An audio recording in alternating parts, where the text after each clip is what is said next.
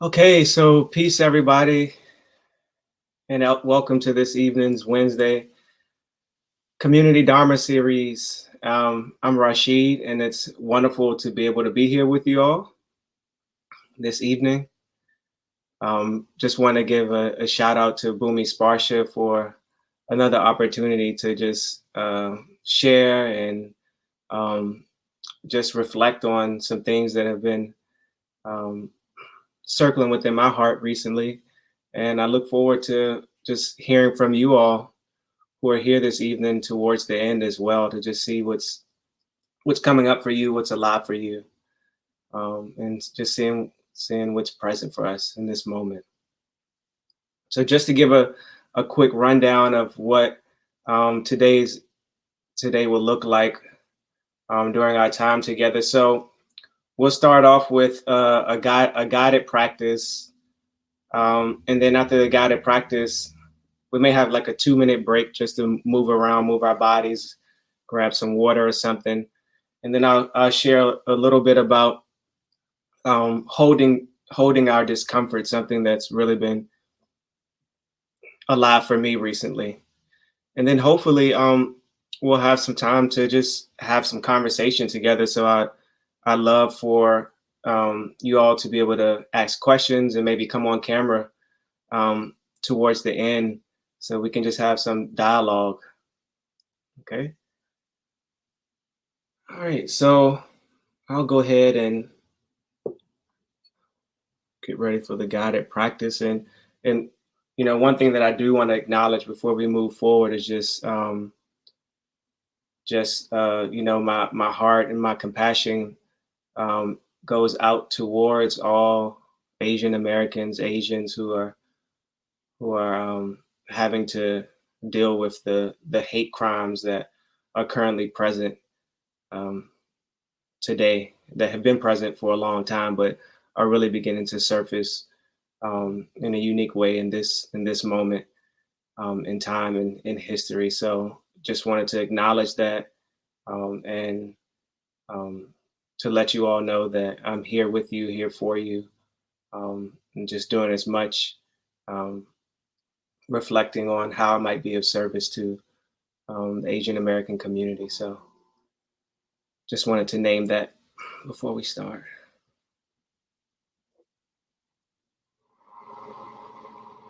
Okay, so I'll invite three sounds of the bell, and then we'll do about 35 minute sit.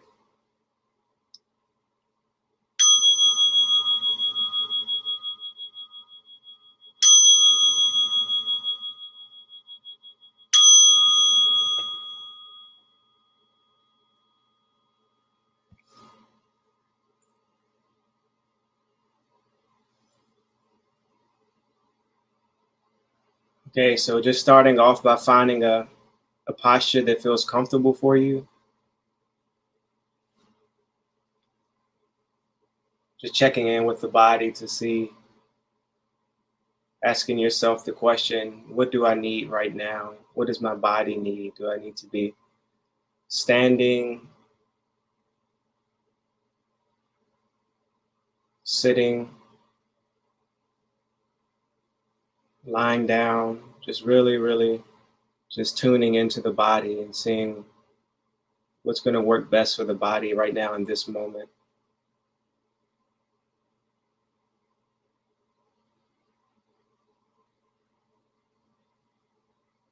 And once you find your posture, just allowing your attention to turn towards the feeling of your body, just touching the earth. Let the earth touch you. Maybe it's through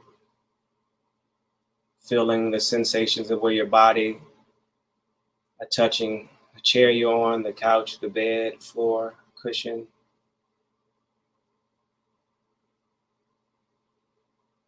But allowing the body to relax as it feels the presence of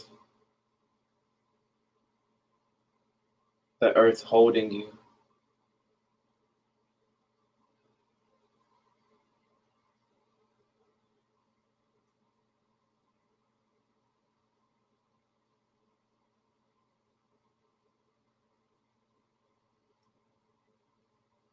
And notice how you don't have to beg the earth to hold you. There's no bargaining, there's no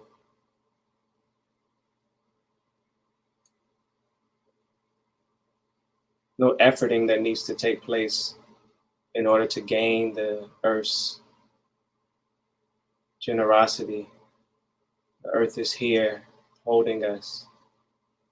Just taking a few moments to just feel that connection, that energy of the earth. Maybe it's energy of firmness, of support, of stability, of really sensing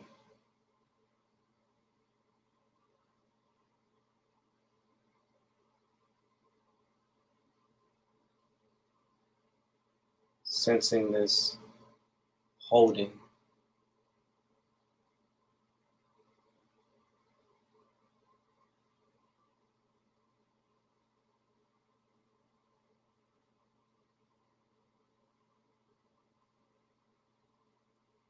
And as the earth is holding you,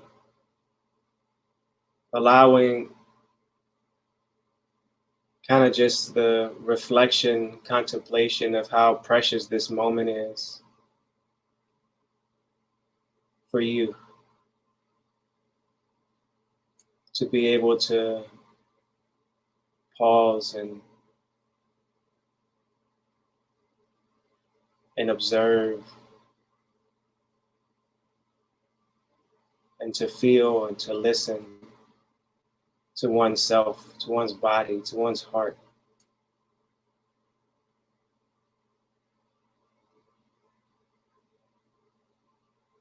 You don't have to watch your back right now. This isn't the case for all beings, so this moment is precious. So as you feel the body being held by the earth, also allow that contemplation, that understanding to rest within your heart. Maybe just a gratitude for having the leisure and time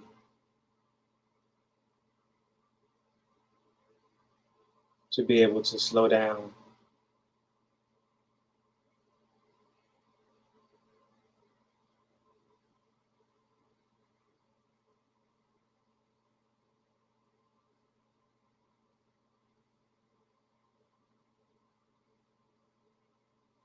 And also reflecting on how precious it is to be able to have a community like Bhumisparsha to have these offerings ongoingly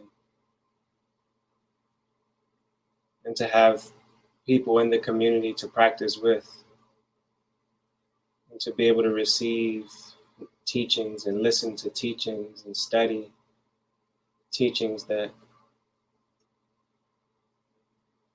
support our well-being. This isn't the case for everyone. So may we be grateful for this and not take it for granted.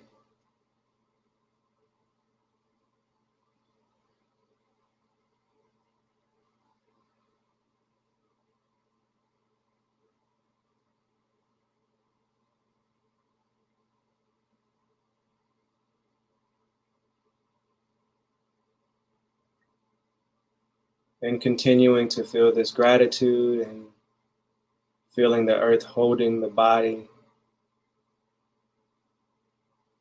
Also reflecting on how this moment is the sprouting, the fruition of many moments of kindness that we've experienced in our lives. The kindness and love of so many beings has helped us to be able to be here today. So just inviting you to reflect on someone that's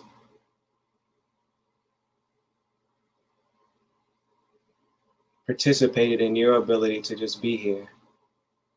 Maybe it happened in 5th grade, or maybe it happened 10 years ago, but someone that you love and someone that you know loves you,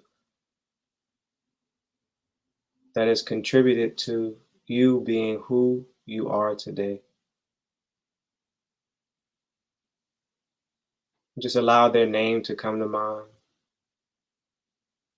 maybe an image of that person or a being, maybe it was a plant being or animal. Just taking a few moments to say thank you. I appreciate you.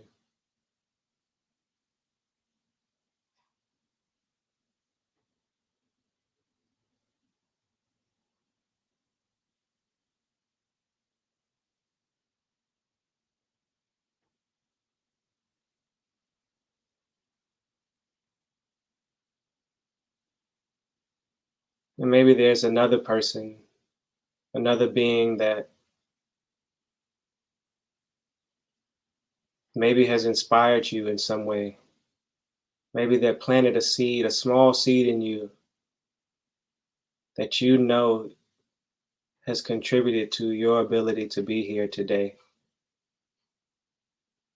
If not physically here in the space that we're in together, but just your ability to be where you are in life.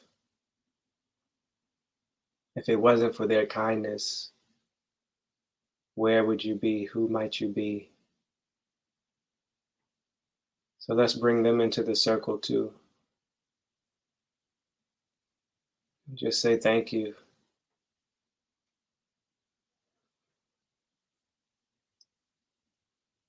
Just say I appreciate you.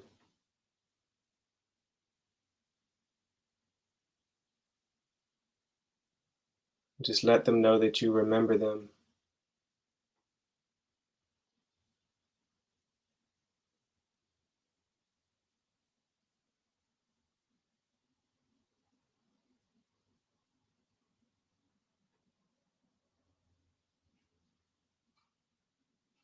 And just imagining that this gratitude that you feel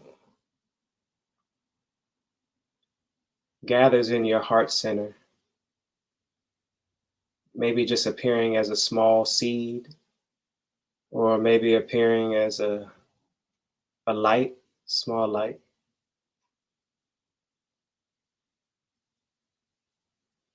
And just as you breathe in, just allowing your breath to kind of go into that seed of gratitude, that light of gratitude. And then as you breathe in, it fills up that light, that seed. And as you exhale, just imagining that the seed opens a little bit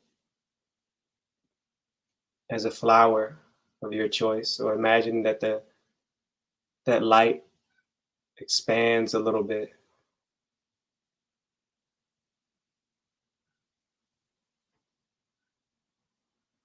And as you breathe in again, you inhale, your inhalation, the oxygen entering fills that seed and that light. And as you exhale, you feel that gratitude, that appreciation, that love grow a little more in the heart. Maybe the heart just relaxes.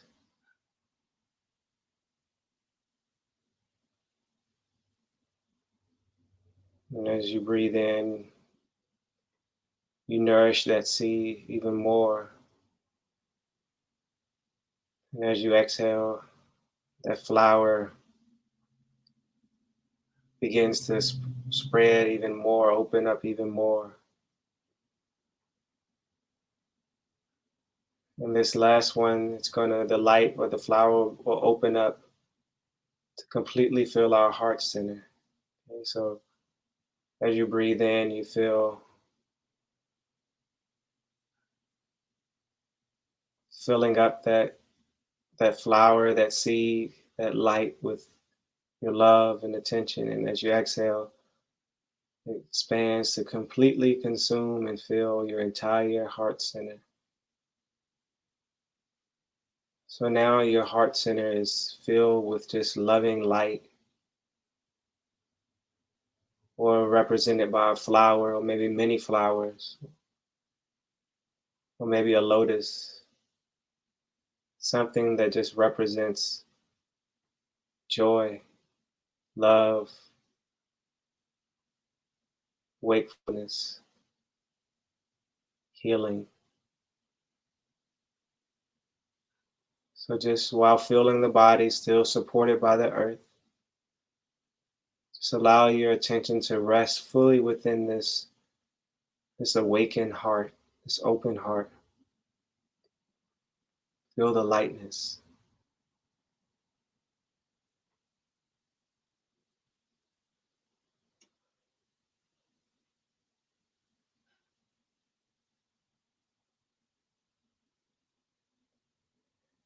And as we rest our attention fully within this field of love and joy and kindness and gratitude,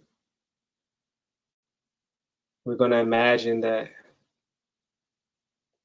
with every exhale, we send out a prayer of loving kindness to someone you love, but may not have told them that you love them recently. So maybe just you inhale, you feel this love in your heart, this field of love. And then as you exhale, maybe just saying, I love you. And it's my wish that you might be happy. And just working with that phrase or a phrase of your choice for a few breaths. Breathing in, feeling the love within your heart. Breathing out, offering that prayer of generosity.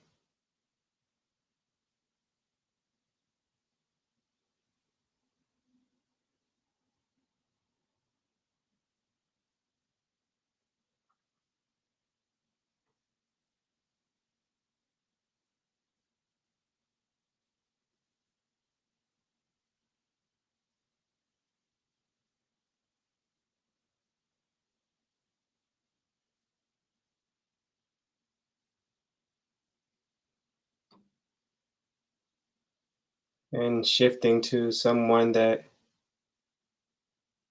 maybe is an ancestor.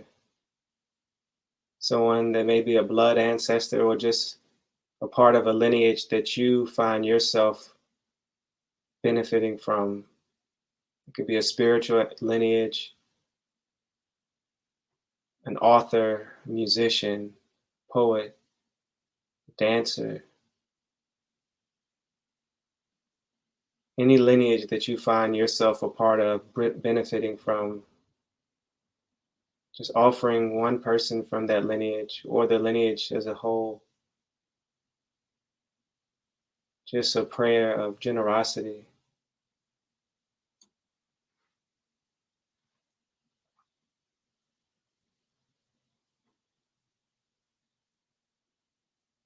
Letting them know that you love them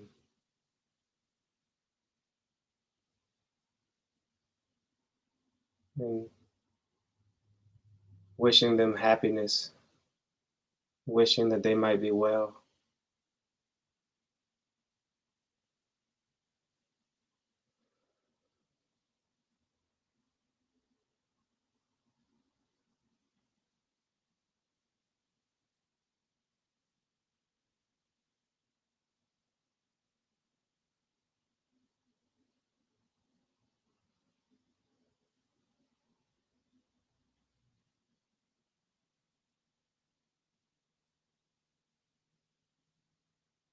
And lastly, just sensing into the love in your heart center, the gratitude, the appreciation, and thinking about the Asian American community here across the world who are being targeted for acts of hate crimes and violence. May we offer prayer of generosity, offering from our deepest resource place within the heart space. The wish that they might feel safe and they might be protected. They might feel loved. And may that prayer just arise and with words that connect for you.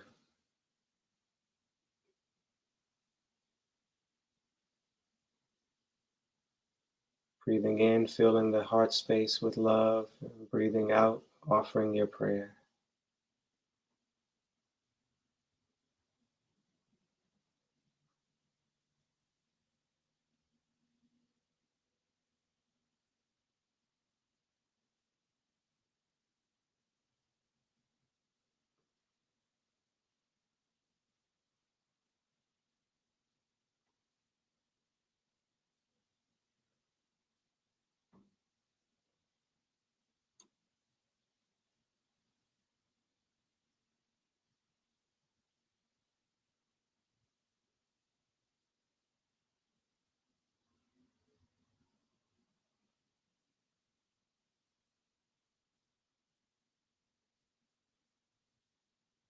Okay, and now just sensing the body being held by the earth again.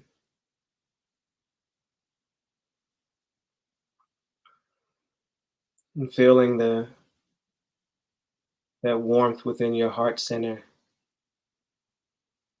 that we've been nurturing.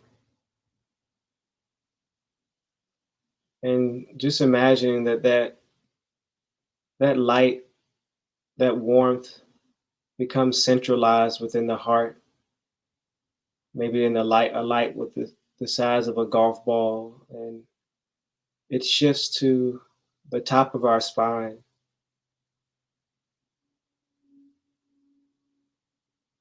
And as we inhale deeply, deeply into the belly, we imagine that this light of warmth goes down the spine to the lowest part of the spine, all the way to the tailbone. And as we exhale, we imagine that this warmth goes back up the spine, just nourishing the spine. So you breathe in, and this light goes down the spine, relaxing the spine.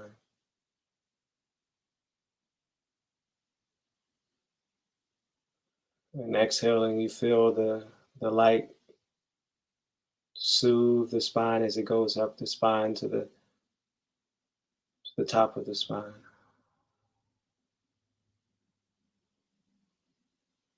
So just do this for a few moments on your own rhythm.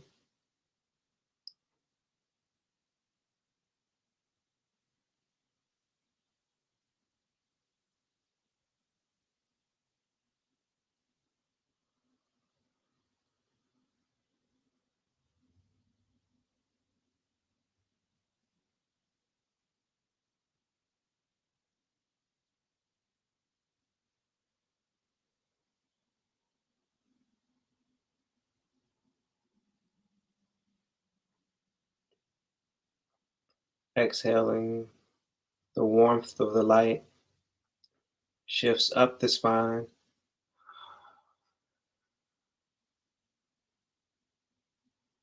relaxing the spine. And as you inhale, the light moves back down, just releasing more and more tension.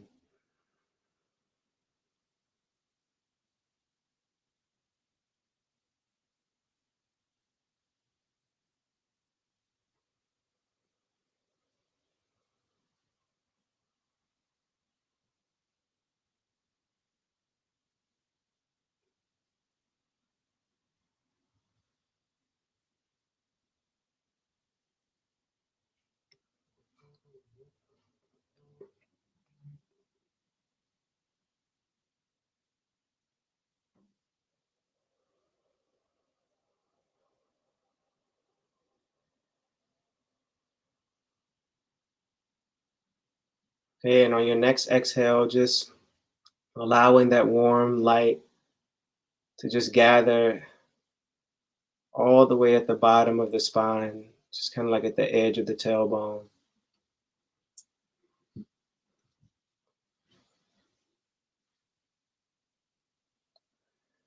And we're going to begin to just gradually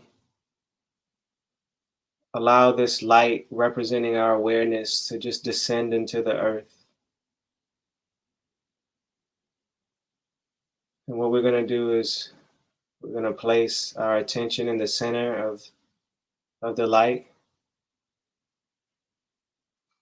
And then just like someone letting a rope into the well of the earth, like a well, water well, it just goes down little by little by little. Just allowing your attention, using the light to help create that experience of descending into the earth. But just following that light down, just 1 inch slowly, 2, 3, 4. Just keep imagining that it just keeps lowering and lowering till we get to 1 foot. Then just stop and allow your body to relax. And this light under the earth is just representing the spaciousness of the body, the borderless nature of our being. So just beginning to feel that, and then taking a deep breath in from 1 foot on the ground. And as we exhale, just imagining that that light just descends deeper and deeper and deeper. And just imagining that you're relaxing as the body relaxes as you extend your awareness into the earth, following that light all the way down to about 20 feet. Then when you kind of just sense 20 feet, just pausing wherever you are, taking a deep breath in from 20 feet. We're going to descend down to 50 feet, just allowing that rope like awareness, allowing us to feel the awareness expand, descending. Sometimes I just exhale several times, imagining that this light continues to just go further and further.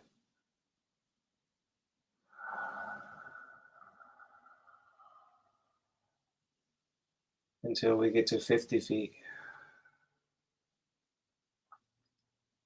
And 50 feet under, we take a deep breath.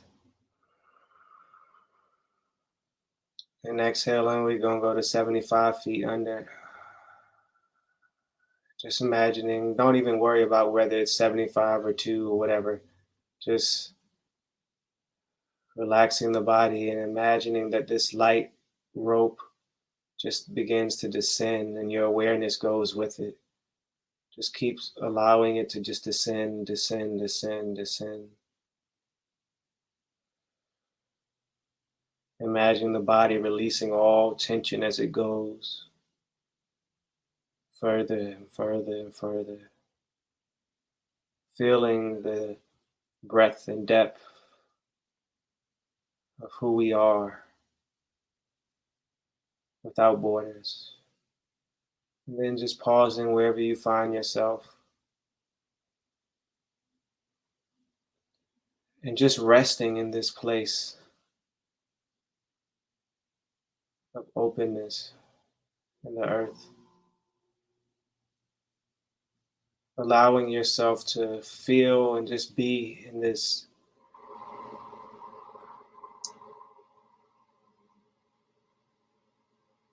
in the depths of the earth.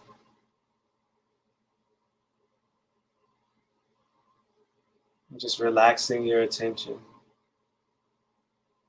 Just letting it be, just letting everything float. If a thought comes up like, what am I supposed to do? Just let everything float.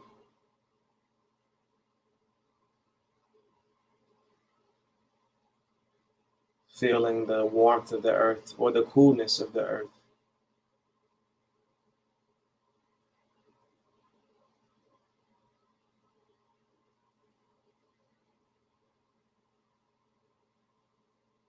Just feeling the support of being protected by the earth and its vastness.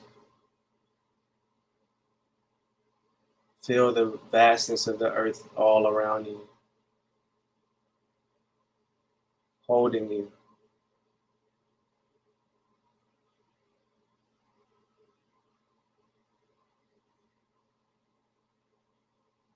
And if there's anything that's been on your heart recently, something that's really been pulling your attention, whether it's fear, whether it's about a relationship, some shit happening in your life, whatever it might be, maybe it's grief. See if you can feel this, just bring it to mind while you're in the warmth of the earth, the loving presence of the earth.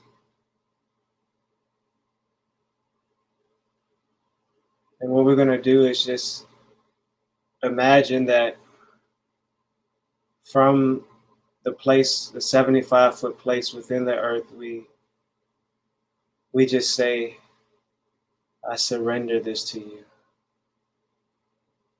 And you can do that however you like. Maybe you tighten your fist, and then when you say, I surrender this to you, you release your fist.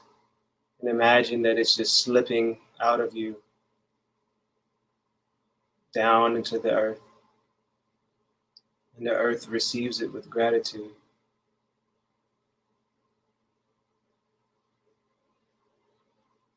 Or maybe you just say, I release this to you, please hold it.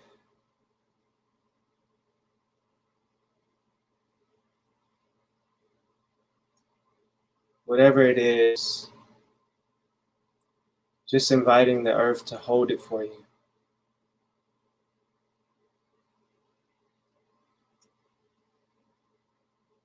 You can let go now.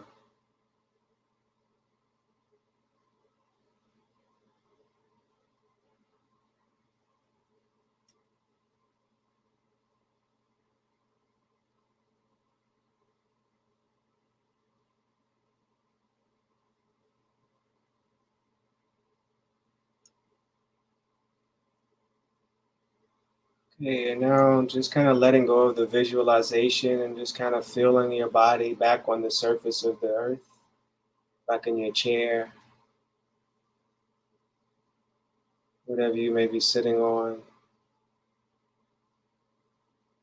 And just allowing your attention to rest within the body,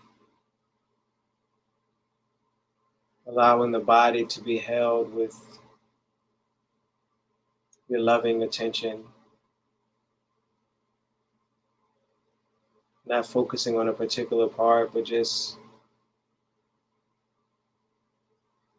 seeing if you can allow the body to be in your awareness, just like you would hold a butterfly, just gently holding the body, just for a few moments.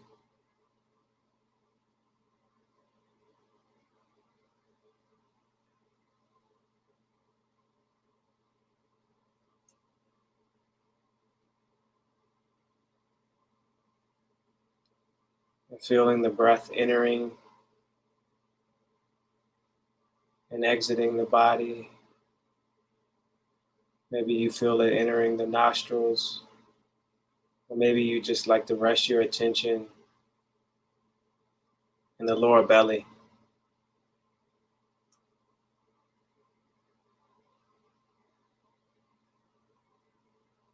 Just allowing the experience of feeling the body breathing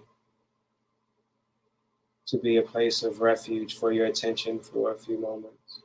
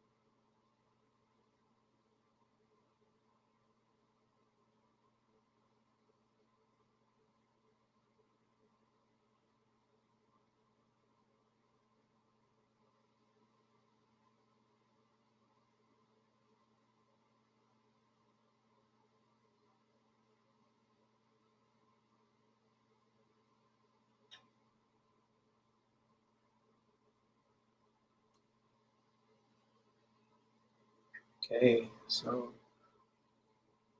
I'll be inviting the bell. Just maybe may we offer the fruit of our practice time together to all beings who are suffering and in pain, wishing that all beings might be free and that all beings might have what they need in order to just be okay.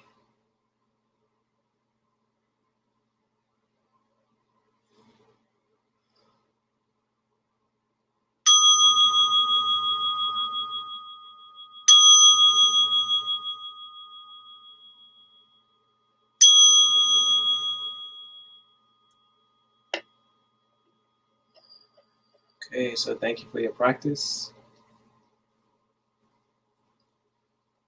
Just taking a few moments just to stretch and maybe go to the restroom, take a bio break or something for maybe a minute or two, get some water.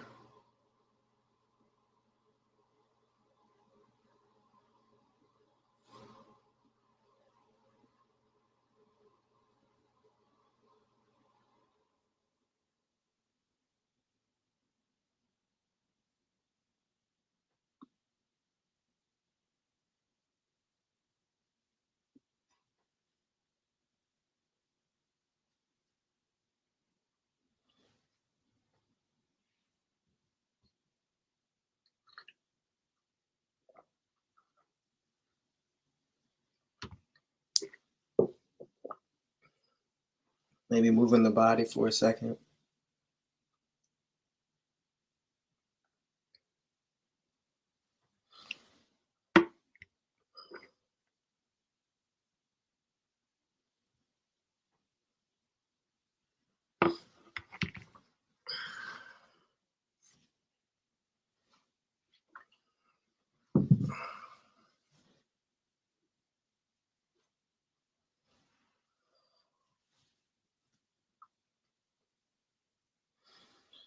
Okay, so take a few moments to reflect on some things with you. Just a little, some sharing around discomfort, and just I actually have more questions. Like usual, I usually have more questions than kind of like things to share.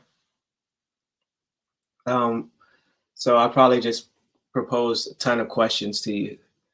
But really, what I've been reflecting on is kind of like how can our spiritual practices help us to actually hold our discomfort, um,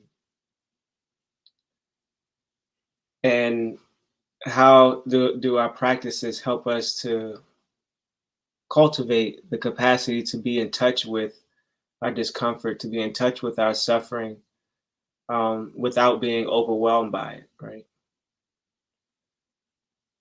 So when I talk about holding space for our discomfort or making space for it, it's not to encourage us to think that we must take on, all of our, all of our suffering head on or anything like that, or to get like super egotistical about it. But Thich Nhat Hanh has a saying where he says, um, like we need to know how to suffer, and he says when we know how to suffer, then we can suffer much less. And that statement has always stuck out to me because it points to that it takes practice, and it also takes commitment to actually you know to actually deepen our capacity to suffer and to be awake, to be uncomfortable, but to be also awake to it, not to fall asleep um, when discomfort arises, right? And like the different ways that we fall asleep to our discomfort. Um, Oftentimes we can just fall into thinking and just trying to think our way out of it, to make sense of it, and to kind of, um, we can easily fall into kind of like this spiritual bypassing, where we take ideas of spiritual concepts and things, and we use those to justify the way we're feeling. So we can go into our heads about it, or we can also just completely try to ignore it. So what I've been reflecting on, like, how can I, when I'm uncomfortable, how can I be uncomfortable well? How do I suffer well? How to allow suffering to be a part of my path, and how can it be something that brings forth more fruits of compassion and wakefulness. So how can we be uncomfortable and awake? Is that possible?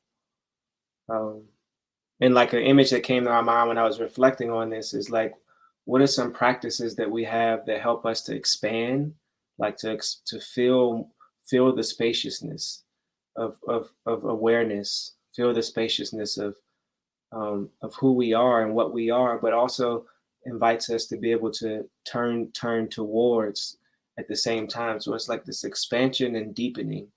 Like the heart always expands and the heart is always contracting. And for me, the practice is remaining with the entire cycle of expansion and contracting.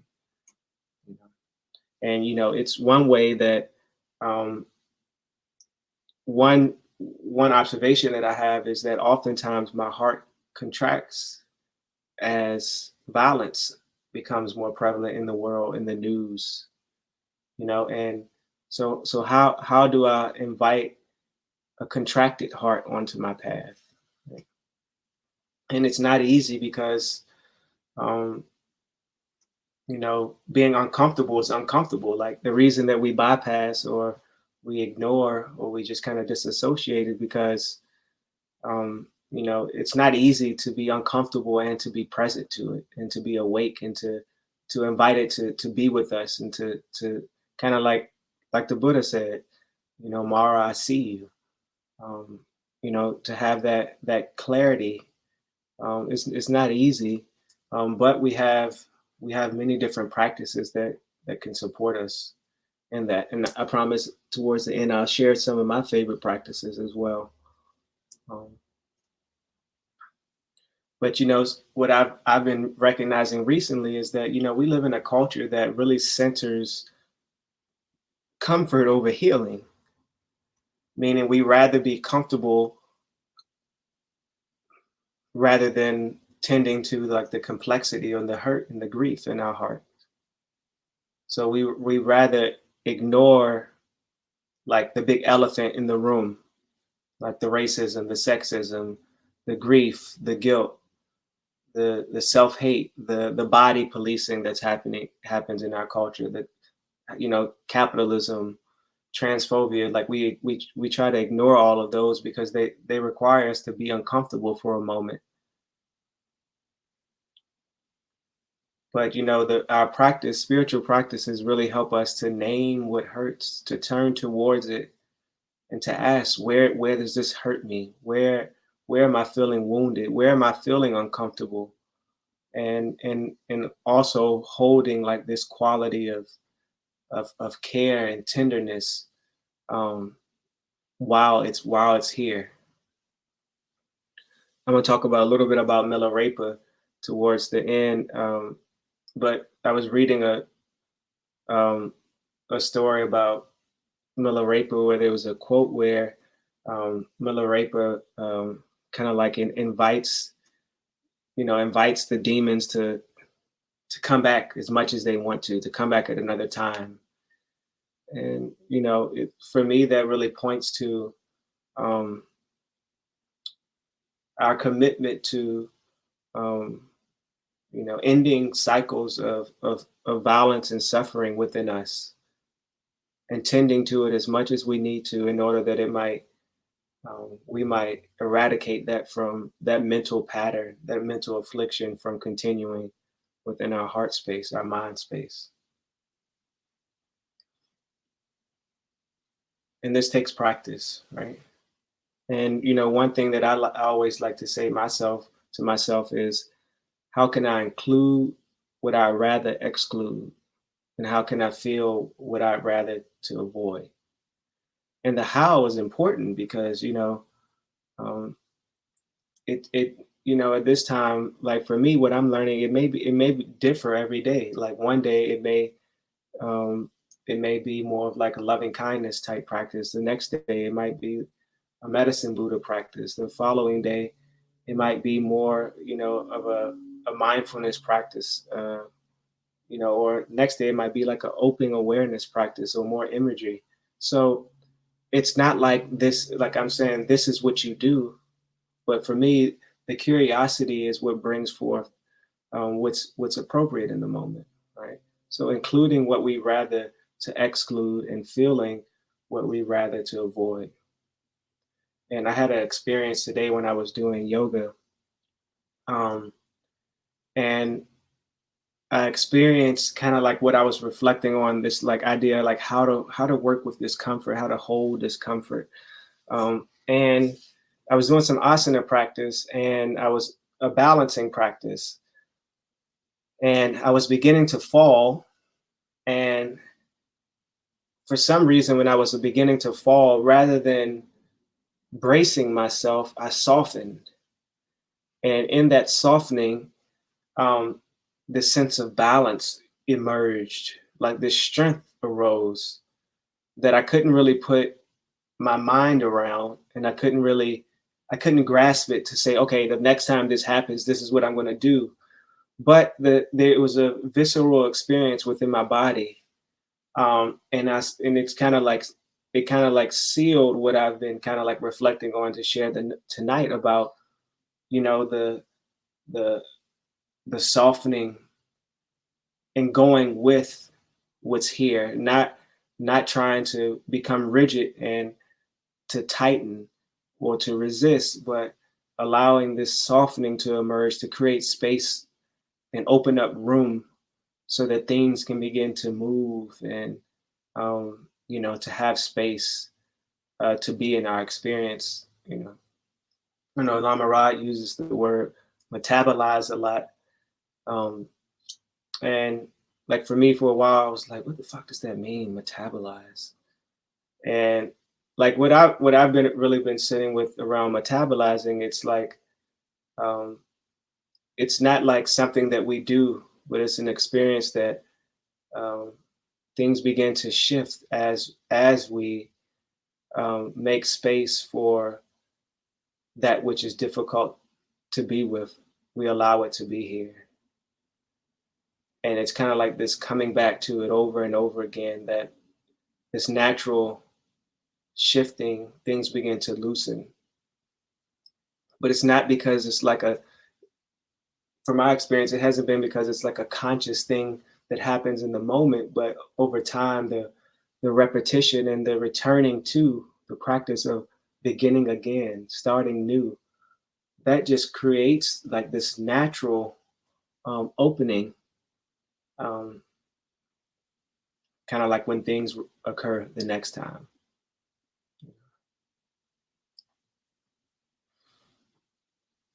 Mhm. So it's really important for us to reflect on, like, so how do we tend to discomfort? Like when discomfort arises, like what do we do? Like, like what's our go-to? Like what's our go-to way of tending to discomfort? Or like what are some of our like default, like reactive ways of tending to discomfort? And for me, when I began to ask myself that question, I noticed how sometimes like this tendency to need to like protect myself comes up when things are really uncomfortable. Like I can feel my body, I can feel like the inside just wanting to like grab it or to to protect myself, to push myself away from it, like this survival mechanism.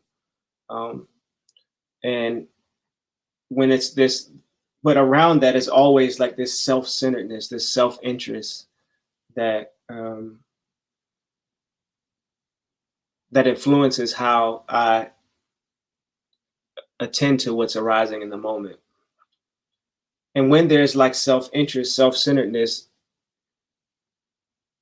at the core of like whatever practice we may be approaching, it really clouds our ability to actually perceive clearly with wisdom what's arising. Because the self-centeredness says this is an attack against me. But when there's kind of just this mindfulness, this open awareness, it's not necessarily against me, it's just what's here. And when something doesn't have like the overtone of being something that's against me, then it's more likely that I'll be able to attend to it with care. So, for me, my practice helps me to become familiar with, to sense into those subtle forms of self-centeredness that emerge when I'm uncomfortable, that actually cloud my ability to actually be able to tend to um, what's arising with clarity. And the self-centeredness for me is a form of fragility, where it's kind of like these defense mechanisms, and this can come up in spiritual practices, like defense mechanisms where we call it a spiritual practice. It could be a spiritual practice, but that there's a sense of self-centeredness at the center of what we're doing. And then it just simply becomes another tactic that we use that's rooted in aggression to try to fight or to control our discomfort, to maintain, like it's like policing, it's like what cops are doing in America, like this policing where it's like picking at things in order to make sure that they feel comfortable, rather than standing into the discomfort and observing, right? And this arises within our practice. We begin to police our minds, and we begin to police our hearts and police our bodies rather than listening, right? And that's an expression of, it comes from our fragility, and I do it all the time, and that's why it's so important to always kind of check in with my intention, maybe to check into my intention for practicing, you know. Is it because I'm uncomfortable when I don't want to be uncomfortable, or is it because I'm curious about how this discomfort is showing up right now?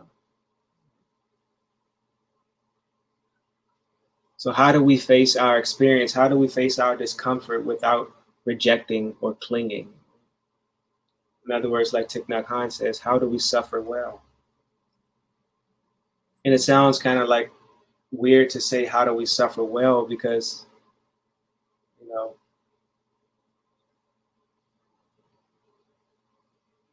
suffering can appear to be, a roadblock to awakening, or to just clarity, or to just freedom or liberation. But with which, what many of our practices are showing us is that if we are in right relationship with suffering, the suffering is actually the fertilizer for our growth, right? It's kind of like the lotus in the mud idea, but it's all about how we perceive our experience. How we perceive our experience determines how we relate to our minds. So if in our minds, our idea of discomfort means that something is wrong and it needs to go right away, then we might miss up on like the wisdom that's behind the discomfort. So what I'm learning to do is to let the discomfort be a sign of a call to attention, a call to care, a call for tenderness. How can our discomfort be something that is precious and worthy of our attention? It's kind of like looking at discomfort as parts of ourselves that are returning, saying, please hold me, please look at me, please tend to me.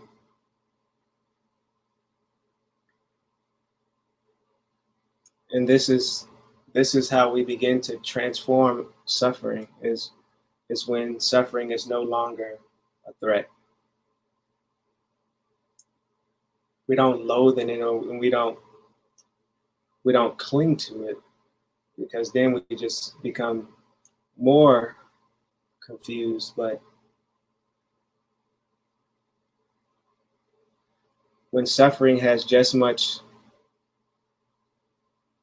is seen to have just much of a dignity that joy has, then I think we're on to something, because then that means we won't turn away from it.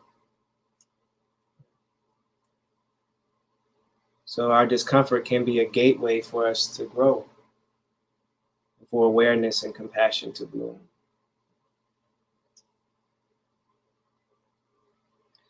And one thing that I notice for me, like a lot of times when I'm practicing, or even just a moment when I really might just be still, whether it's driving or walking or something, and a painful memory might come up, or a fear might arise, or loneliness might arise. A lot of times my body naturally just takes a deep inhale in and exhale. And that's happened for most of my life, but it wasn't until recently that I really began to become an active participant within that wisdom response. And so what I do now is, when my body naturally breathes in, I allow my attention to rest in the movement of breathing, and feeling the spaciousness emerge around the tender spot within where it hurts. And then as I exhale, rather than like exhaling, trying to push the difficult feeling, the discomfort, the suffering away, I imagine that it kind of like descends deep into my belly and it dissolves there. So that's a way for me to just really, really continue to practice. Okay, you can be here. There's room for you here. You don't have to go, right? You can stay as long as you need to. There's another quote that I found when I was just reflecting around how Thich Nhat Hanh talks about not discriminating against like the mud, what's difficult. He says we have to learn how to embrace and cradle our own suffering and the suffering of the world with a lot of tenderness. Learning to embrace it and cradle it with a lot of tenderness. So there's a story of Milarepa that I'm going to end with,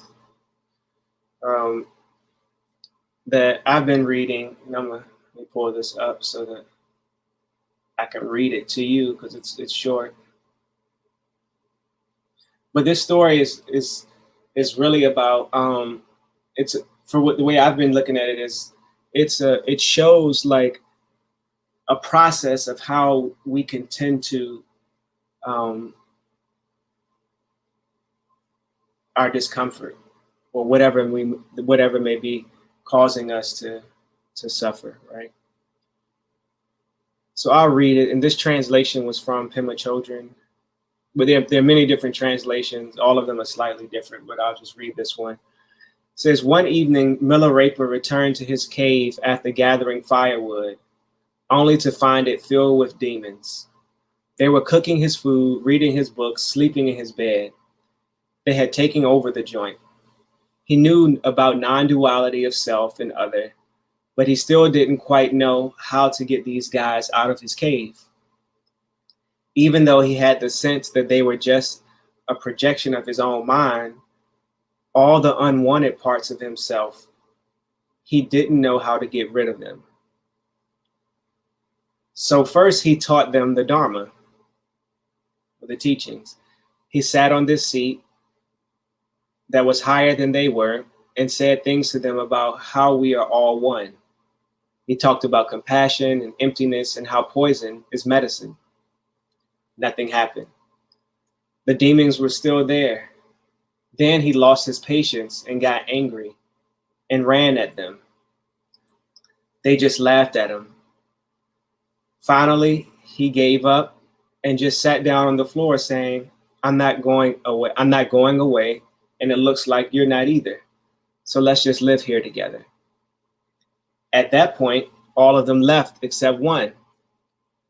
Milarepa said, "Oh, this one is particularly vicious." He didn't know what to do, so he surrendered himself even further. He walked over and put himself right into the mouth of the demon and said, "Just eat me up if you want." Then that demon left too. So for me, this is kind of like a beautiful process of shifting out of our fear-based, self-centered reactivity into more of a skillful action, right?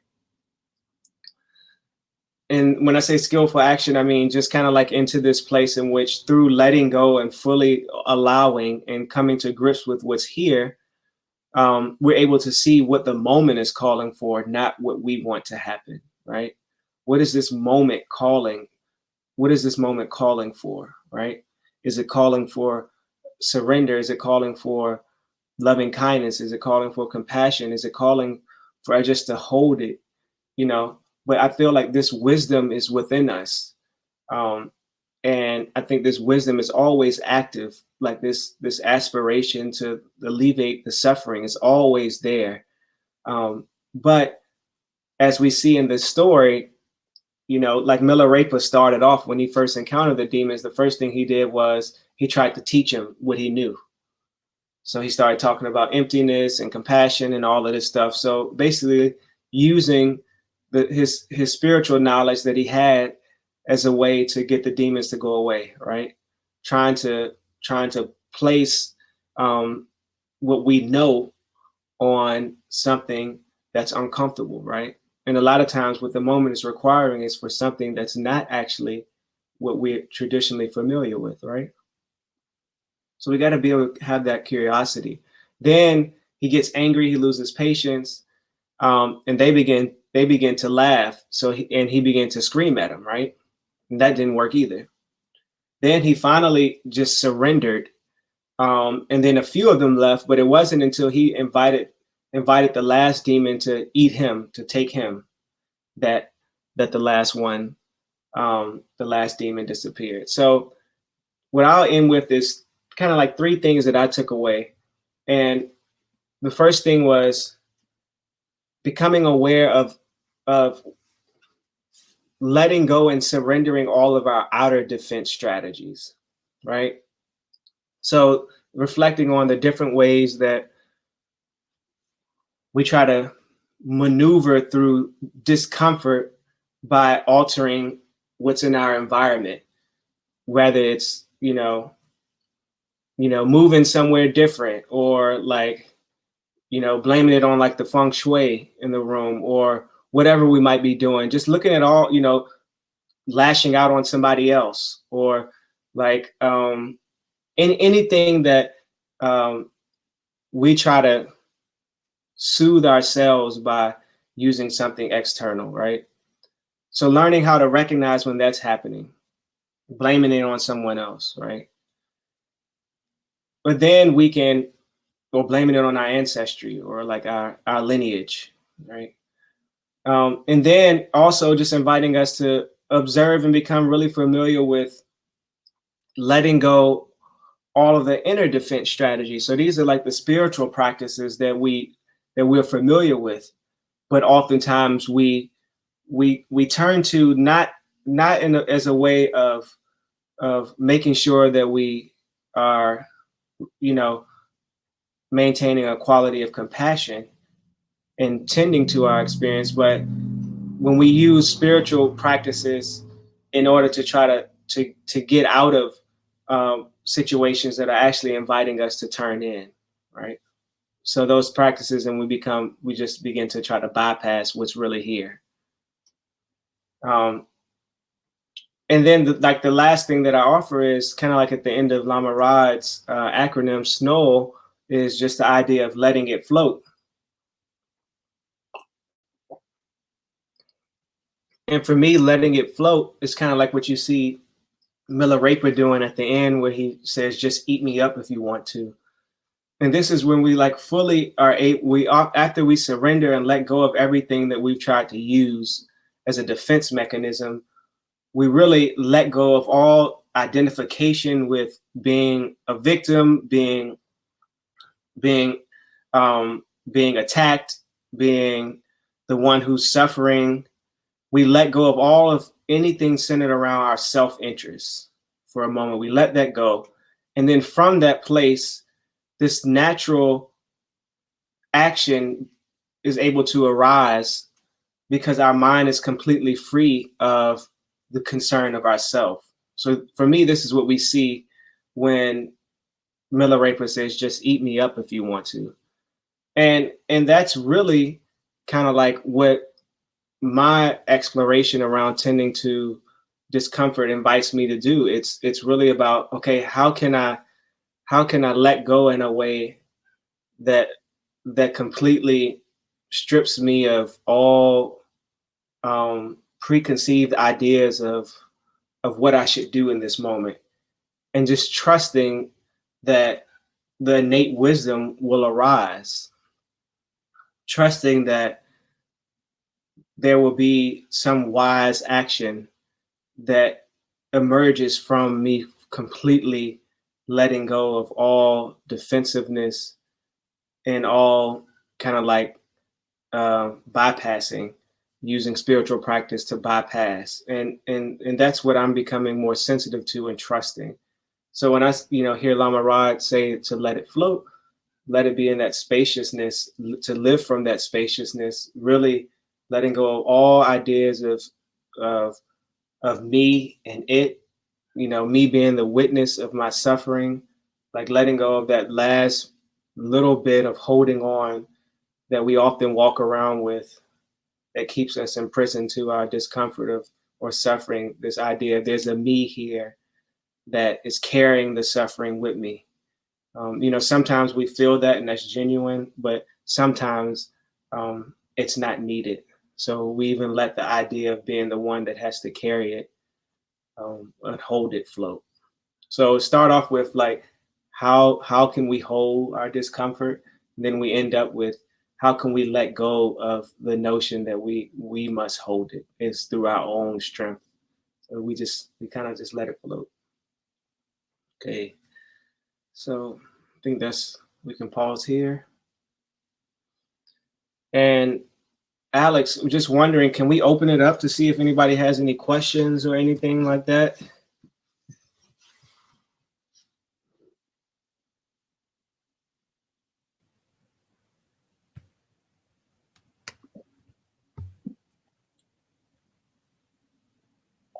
Hey everyone, popping out from behind the curtain here. Yeah, there are about a dozen folks who are still here hanging out. You can either post a question in the by clicking ask a question, or in the chat. There's also a function to ask your question on screen. So if you do want to come on and chat with Rashid for a little bit around around whatever's up for you, we can definitely do that as well. So just mention that in the question, and I can bring you on. I love seeing faces, so don't be shy. I've been looking at myself this whole time.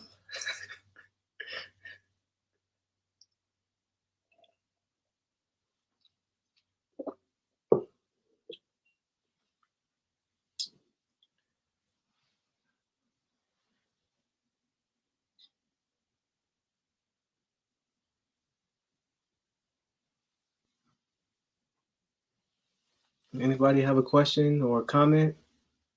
Something you just want to name? Something that you connected with?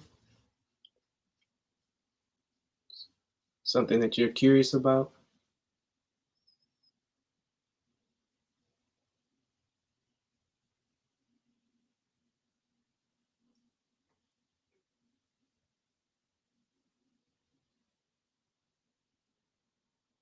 No questions?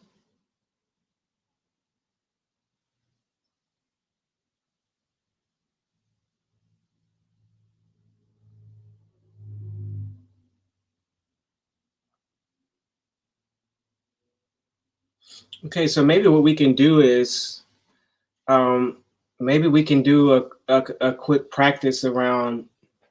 Sorry, Rashid, there is one question that came up in the Ask a Question from Margaret. Great. And Margaret, if you'd like to join on screen. Yeah. Holly has a question too. Okay. Yeah, Margaret, I'm going to invite you on screen. If you'd like to ask a question on screen, you can. And then if not, then Rashid will just read it.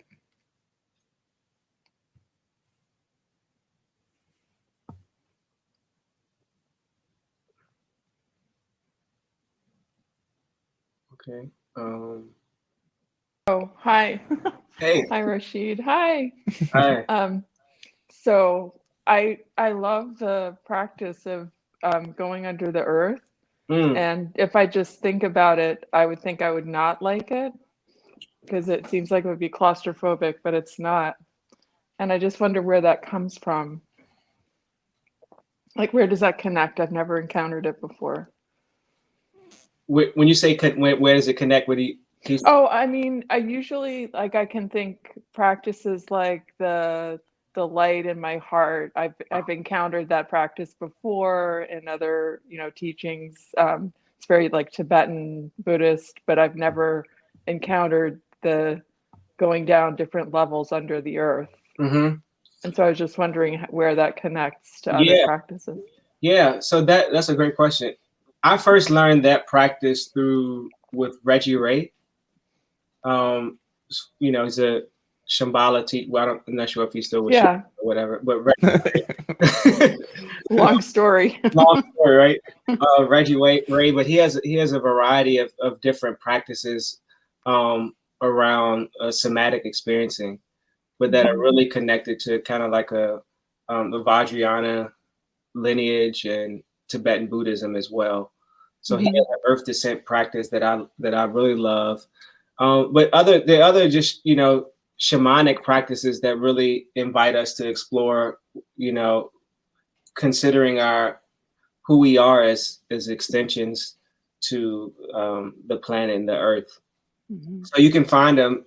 I think I've actually read a few from some Tibetan traditions. I can't remember exactly where I get all of them from, but I know that there are different traditions that kind of have similar practice of breathing up from the earth. I mean, I think Lama Rod does that too. Like you breathe up the energy from the earth into the body. So outside of Reggie Ray, I don't have like a place to direct you to, but those practices are definitely here. Thanks. Yeah. Thanks for coming on. Sure. Yeah.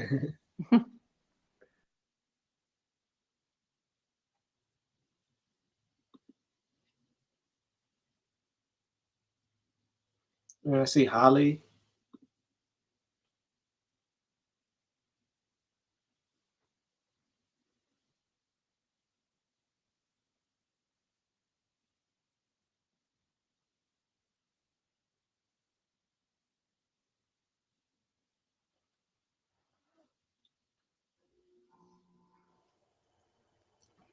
Hi, Rashid. Hey, peace, Holly.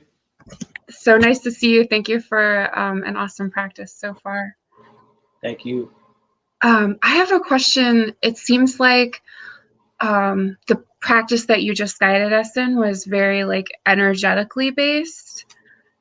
And I'm just wondering, like, I've got some energy shifting going on, and my mind is doing like everything it can to distract me from like these uncomfortable feelings. And I know it's energy that's been in there like my whole life trying to like work its way up. And I just wonder if you have any like energetic or meditation practice suggestions for that kind of situation. Yeah. So I have a question for you first. Sure. So what makes you think that how you've been working with it isn't okay? Isn't enough? That's a good question. That's probably the answer. I'm just curious. I don't know, because it's just so uncomfortable. I just want it gone. Like, I just wanted to like process, Yeah, I get that. So the first thing I would say is the fact that you're uncomfortable doesn't mean that you're doing something wrong, right? Yeah. The fact that you're uncomfortable doesn't mean that you're, you know, you're missing something. But maybe it's a call to just figure out a way to ground yourself. You know, there are a variety of different things that I do. Like sometimes I just lay on the earth and just imagine that whatever, like the mental energy, I breathe in deeply, kind of like in my head area. And as I exhale, I imagine that it's like releases back into the earth. Like if I'm laying down, then I go to like my heart center or just move kind of like through the chakras. I do that, breathing deeply. Sometimes I kind of like do a breathing, like if I'm experiencing like an energetic block in my chest, I might do something like, just imagine that it's a light in my chest, just feeling the vibrations. So for me, I really connect with like physicality in a sense. So sometimes I need to shake my body to loosen things up, and then I can feel my body. I can ground a little more. Sometimes it's through humming. Sometimes it's through, like I said, just laying on the ground. But like one of my favorites is like just allowing my attention to descend into the earth. You know,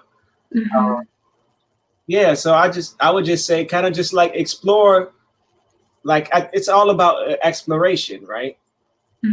Like, okay, what seems to help me to kind of be in a relationship that feels okay, that feels relevant for this moment. Definitely. Oh, thank you so much for the suggestions and the great insight. Yeah. Thanks for coming on. My pleasure.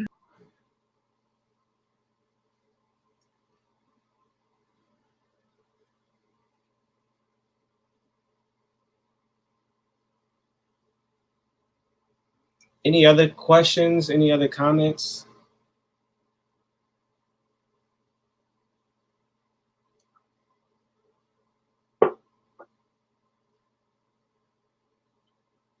So another practice that I'd like to do, we don't have enough time to like go through a practice, but I can kind of walk through what I sometimes do. And Holly, now that I think about it, this might be something that's supportive to you. Is I kind of sense into where the discomfort is in my body, and then I kind of like ask myself, okay, like where does it really hurt? Like, is it because of like something that someone said? Is that the reason that it's hurting? I kind of explore that a little bit, and then I imagine, I kind of allow like an image to emerge outside of me, kind of like representing, like visualizing the hurt. So like if there's sadness, sometimes I just imagine like an emoji, of a sad emoji. And then that's something I can visualize. And then I imagine myself like having a conversation with it, with like, hey, what's going on? I'm here with you. What do you need? And then I imagine that outside of my heart, like from within my heart, that I'm sending to the emoji what it needs. And then I imagine that over time, it gradually dissolves and dissolves and dissolves. So that's a practice that I do often. And it supports me sometimes. And, sometimes, the heart is just closed for a while. Like there's some seasons where, like shit just feels stuck and it doesn't really feel like anything is working. And it's kind of like, that's where, like, for me, like faith and trust comes in, where it's like, even though I feel like completely disconnected right now, and even though it feels like I've tried everything, I'm going to continue to stay with the discomfort, right? And whatever your practice looks like. And I encourage people, don't be afraid to reach out to others. We don't have to, we don't have to tend to our discomfort on our own. I'm not encouraging folks to go and to just bleed all over people with all of their shit. But, we're also a part of community, and it's, I think it's through community that a lot of this healing and a lot of our grieving should be taking place in this season. So, yeah.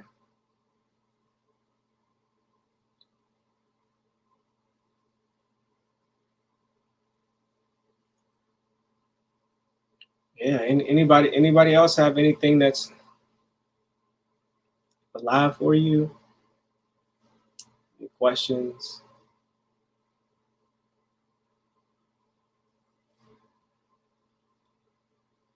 Okay, Alex, I think that's it. I can maybe just sit here and look at myself for another 5 minutes like I've been doing. But